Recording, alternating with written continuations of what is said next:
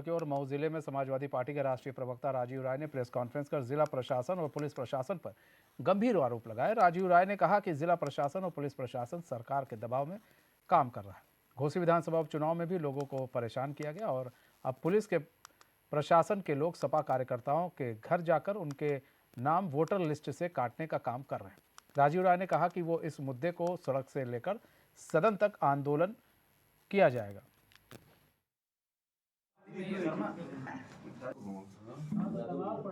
उनकी मंशा ये है कि वोटर लिस्ट में बहुत सारे लोग जिनका नाम है, आज अपनी रोटी रोजी के लिए कोई बॉम्बे चला गया, कोई कर्नाटक चला गया, कोई सऊदी चला गया, बेरोजगारी है तो कहीं ना कहीं कोई चला गया। इसका ये मतलब तो नहीं कि उनका अधिकार खत्म किया वोट देने का।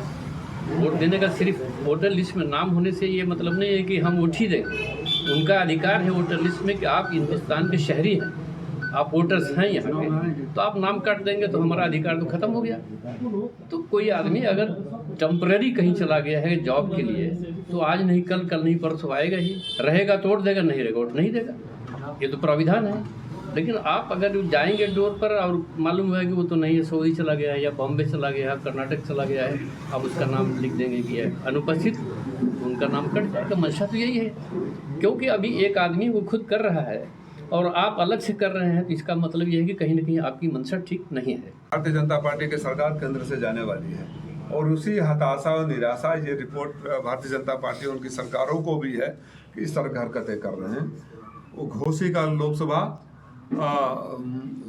सरकार को भी पता है, भारतीय जनता पार्टी को भी पता है कि किसी को खड़ा करें यहाँ से जीतने वाले नहीं हैं। इसलिए न तो उनको पास ऐसा कोई उम्मीदवार है जो हम लोग को चुनौती दे सके, न तो उनकी ऐसी करनी है। यहाँ 5 सालों में यहाँ तो भारतीय जनता पार्टी के नेता शिकायतें करते हैं, रोते हैं, अकेले में हमसे बातें होती हैं कि कोई सुनने वाला नहीं। बेचारे भारतीय जनता पार्टी के नेताओं से भी मुझे सहानुभूत है।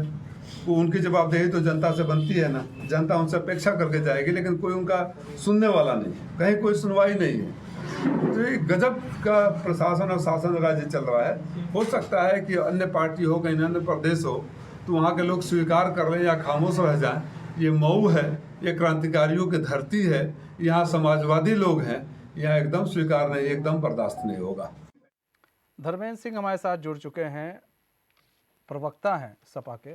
धर्मेंद्र सिंह जी, आरोप लग रहा है कि भाई शासन प्रशासन जो है वो सरकार के दबाव में काम कर रहा है। सर, ऐसा कहाँ लग रहा है आप लोग को? एक तो बहुत बहुत धन्यवाद आपको, आपके सभी दर्शकों को मेरा नमस्कार प्रणाम। देखिए, मैं ये बड़ी महत्वपूर्ण विषय आपने उठाया है और बड़ा अच्छा लगा कि आपने इस विषय पर डिबेट रखा। ये सही है, पिछले आप विधानसभा के चुनाव में और पहले भी देख लीजिए, भारतीय जनता पार्टी फील्ड में जाके लड़ने के बजाय टेबल पर लड़ना चाहती है। इन्होंने जिस तरह पुनरीक्षण के नाम पर मतदाताओं के एक क्षेत्र विशेष में जा करके और उनको, आप जो मैं कहना चाह रहा हूँ समझ सकते हैं किस आधार पर उन्होंने वोट काटा। जब वोटर लिस्ट में जिनके नाम थे, एक कैलकुलेशन, चूंकि कोई जनगणना इन्होंने कराया नहीं है और जनगणना जब है नहीं तो इनके आंकड़े मैच नहीं हो रहे थे, तो उसके लिए इन्होंने बाकायदा अपने एजेंट के माध्यम से नियुक्त करके और बूथ एजेंट के माध्यम से सरकार का दबाव बना करके बड़ी संख्या में उन लोगों को वोट काटे हैं जो इनको लगता है कि ये विपक्षी पार्टियों को या समाजवादी पार्टी के वोटर हैं। और ये कई जगह आपने देखिए, मतदान के समय लाइन लगी और आदमी हमारा वोटर गया, उसको बताया गया कि आपका तो वोट ही नहीं है। अंतिम समय में जो अंतिम सूची प्रकाशित हुई उसमें से वोट काट दिए गए थे। और ये इनका पुराना खेल है। हालांकि हम लोगों ने हर जगह हमारे वर्कर्स लगे हुए हैं और उसमें प्रयास यही है कि जो उसमें मतदाता सूची में नाम है वो एजिटीज रहे, जो छूटे हुए हैं उनका बढ़ जाए। लेकिन ये इनका पुराना फंडा है, लगातार करते आ रहे हैं, वही प्रयास पूरा कर रहे हैं। धर्मेंद्र जी बने रहे हमारे साथ। कैप्टन आय सिंह भदौरिया भी जुड़ चुके हैं, बीजेपी के प्रवक्ता हैं। कैप्टन आय सिंह भदौरिया जी, स्वागत है एचएनएन में आपका। कैप्टन आय सिंह भदौरिया जी, अब आरोप लग रहा है, सपा के जो लोग हैं वो आरोप लगा रहे हैं कि वोटर लिस्ट से उनके कार्यकर्ताओं का और जो उन्हें वोट करते हैं उनका नाम काटा जा रहा है। अब ये समझ में नहीं आ रहा ये कैसे संभव हो पा रहा है?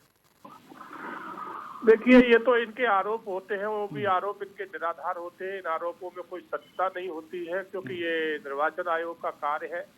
निर्वाचन आयोग खुद ही इस पे जो है ना अपनी निगाह रखता है, जांच कराता है। अगर जो वाजिब है वो रखे जाते हैं लिस्ट में, वो जो अनऑथराइज है, कहीं जिनका वोट यहाँ और भी कहीं जुड़ा हुआ है, यहाँ भी जुड़ा हुआ है, वहाँ कुछ नाम में हेरा फेरी करके वहाँ पर करा दिया। ऐसे हमने काफी देखे हैं उत्तर प्रदेश में। मैं पिछले उत्तर प्रदेश विधानसभा चुनाव में गया था तो मैंने काफी लोगों का देखा था कि वो गांव में भी वोटिंग कर रहे थे और शहर में भी वोटिंग कर रहे थे। गांव में जब वोटिंग करने जाते हैं तो वहाँ थोड़ा सा अपने नाम के आगे पीछे कुछ घुमा देते हैं, और शहर में आते हैं तो वहाँ कुछ और लिख देते हैं, और वोट वो दो जगह डाल रहे। तो इस तरह के वोटरों की जब जांच कराई गई तो वो अवैध पाए गए, तो उनको हटाना वाजिब है। एक आदमी एक ही जगह वोट डाल सकता है, 4 जगह तो नहीं डाल सकता। और समाजवादी पार्टी इन कार्यों में बहुत बड़ी माहिर है कि वोटों को कैसे बूथ कैप्चर किया जाए, कैसे फर्जी वोटिंग कराई जाए, कैसे फर्जी वोट जो है ना वोटर लिस्ट में नाम लिखवाए जाए। तो ये जो वही कार्य करते थे वो जो है ना अब नहीं चल रहा है।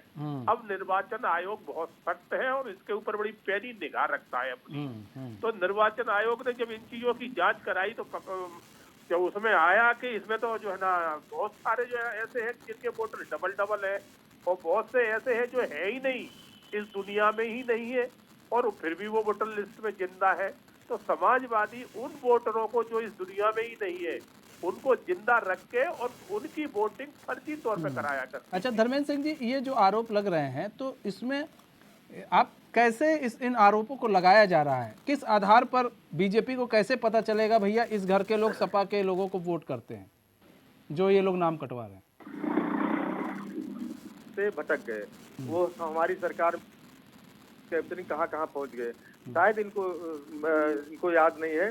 जिस तरह से मशीनों पर उंगली उठी, जिस तरह से तमाम लोगों ने सबूत दिखाए, पकड़े कि किस तरह से, देखिए एक जो इन्होंने सर्वे कराया पन्ना गांव के अपने पन्ना प्रमुखों के माध्यम से कि ऐसे कौन से लोग हैं जो भारतीय जनता पार्टी को मत नहीं देना चाहते हैं या नहीं दे रहे हैं, या उनकी बेरोजगारी से, महंगाई से, भ्रष्टाचार से परेशान हैं। तो ये इनका पिछले चुनाव देखने को मिला है कि अचानक जो है वोटर लिस्ट जब प्रकाशित हुई और मतदाता मत देने के लिए लाइन में लगा, और जब जाता प्रिजाइडिंग अफसर सर तो उसको देख करके बताया गया कि आपका कहीं नाम ही नहीं है। पर्ची पर कई जगह तो ये हुआ पर्ची तक पहुंची थी लेकिन अंतिम सूची में नाम ही नहीं था, और तमाम जगह अंतिम मतलब पर्ची भी नहीं पहुंचाई गई। तो ये पुराना इनका फंडा है, इन्होंने करके पिछली बार सफलतापूर्वक देखा है।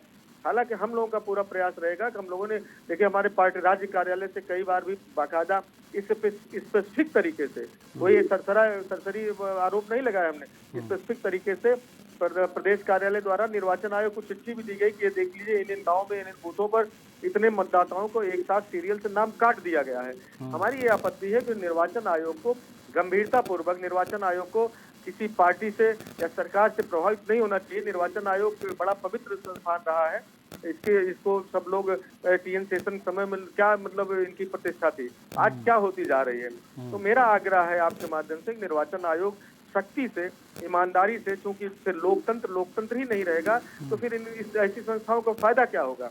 डेमोक्रेसी में सबसे महत्वपूर्ण है पारदर्शिता, निष्पक्षता और लोगों की सहभागिता, और इन 3 चीजों में अगर इस पे डाका पड़ेगा, इस पे बेमानी राहबरी रहजनी होगी तो फिर लोकतंत्र की मंशा पर, लोकतंत्र जब प्रभावित होगा तो निर्वाचन आयोग की मंशा पर सवाल उठना स्वाभाविक है। यही हम कहना चाहते हैं कि निर्वाचन आयोग पूरी निष्पक्षता से ध्यान दे और ये सुनिश्चित करे कि प्रत्येक मतदाता जो मत देने जाता है उसका मतदान ईमानदारी से, शुचिता पूर्वक संपन्न हो। ठीक है भदौरिया जी और धर्मेंद्र जी हमारे साथ जुड़ने के लिए और अपना बहुमूल्य समय देने के लिए।